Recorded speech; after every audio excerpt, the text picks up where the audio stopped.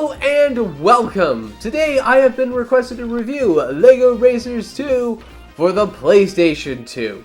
Now as a kid I loved playing with LEGO, and naturally I also enjoy playing video games with LEGO in it. So when my family got our PlayStation 2 and I saw we had a game with the word LEGO in it, I of course fell in love with the game. Though, as much as I did like this game at the time, most of my memories about this game is of frustration. And with easier games on the system like Harry Potter and Shrek to play instead, I kind of abandoned this beautiful little game. But that frustration might have come from my inexperience with kart racers at the time, and now that I'm more experienced with kart racers, I think it might be fun to take another look at LEGO Racers 2.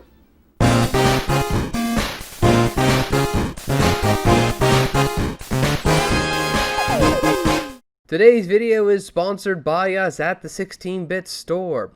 At the 16-Bit Store, we now have display stands for most of Nintendo's lineup of portable systems, from the original Game Boy to the new Nintendo 3DS. Our display stands are designed by us and 3D printed by us to fit your systems comfortably, and now you can display your systems alongside your games and DS cases. If you're interested or want to support our channel, please visit the 16-Bit Store on eBay or Etsy. I will have links in this video's description or in the cards. Now, before I deep dive into LEGO Racers 2, I do feel it's worth noting at least what was happening with LEGO around the time when this game came out. You see, when the game came out, LEGO was releasing a new line of racers models and figures called the X-Lax, little colored guides on the front. And as a result, this game feels like it was meant to be promotional material for the game. They're featured prominently in the opening cutscene, and X-Lax is the end goal for the game itself. And because this was meant to be promotional material, the game itself actually feels to be quite a straightforward kart racing game. Unlike a Mario Kart game, LEGO Racers takes more inspiration from the Crash Team Racing series, which means it has a fully fledged adventure mode, which goes through 5 LEGO worlds available at the time, including the new X-Lax world. It has various other single player and arcade racing modes, with some multiplayer tossed in the middle, which will unlock more tracks as you play through the single player mode. What makes LEGO Racers 2 really stand out though from all the other kart racers, even to this day, is the simple fact that you can build your own racer and kart brick by brick. And as a kid, this screen alone made this one of the greatest games that I owned at the time. But I can't really say the same thing about the game nowadays. You see, normally in a kart racing games, how the kart controls is never typically an issue, nor needs any mention of, unless it's on a system that literally has more actions than there are buttons for the game to use. But in a game where you can build a kart any way you'd like, you'd imagine that it'd be a bit difficult to guess how your kart will feel and control when you're done building it, and you'd almost be right. Every time you start a new world, the game gives you an opportunity to either design your own kart or select a pre-made kart to race with. But no matter how crazy of a design I picked or how sensible a design I use, in every world I felt the cars and karts all controlled pretty much the same. Absolutely impossible to drive. Karts both feel too light and too heavy to drive. You'll both fly up every hill that you find and slide down that hills moments later. If you weren't careful, you'll just completely spin out of control, or worse, dig in. And if you were careful, well, the game felt like you were constantly driving on ice. So it was almost impossible to avoid objects and obstacles and ditches and just straying off course. This game is an absolute handful to get used to controlling, and what's worse is that somehow when you build your own carts, it's a crapshoot on how well it will actually handle.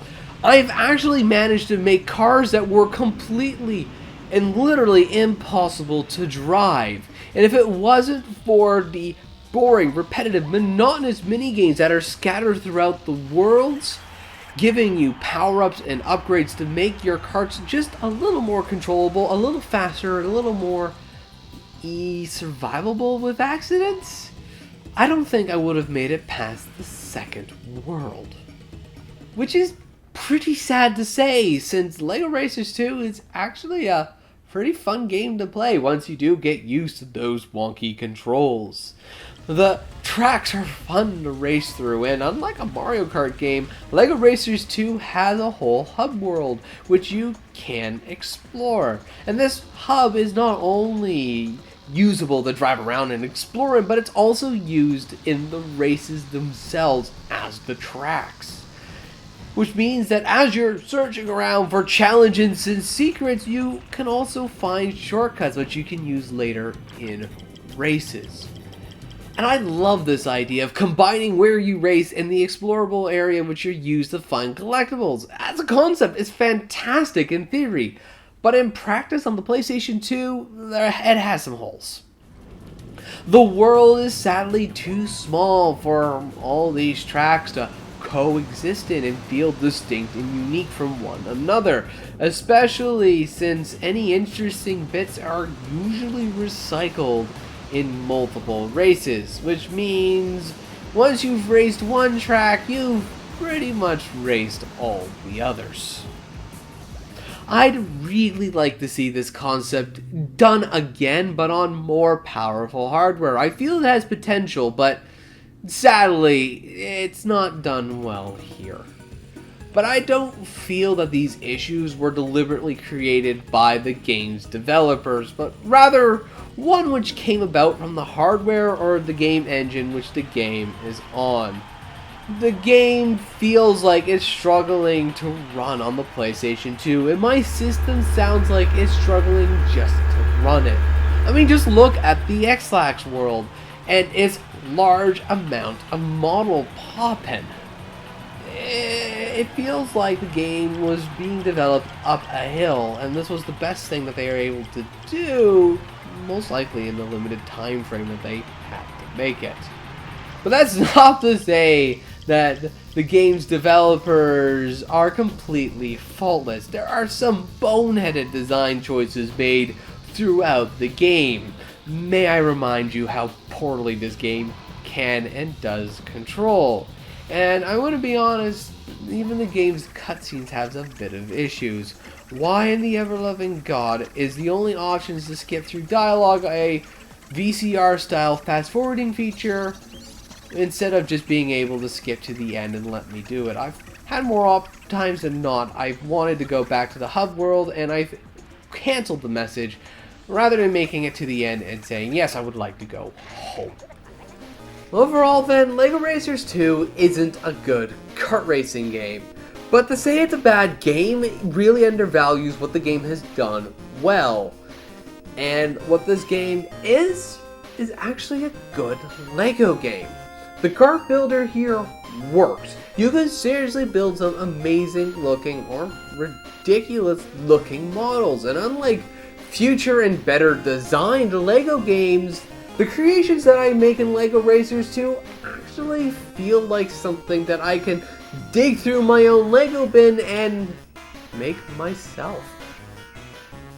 I just honestly wish the game's developers spent just a little more time ironing out the kinks in this game so it can be a passable kart racing game along with a damn good licensed LEGO game.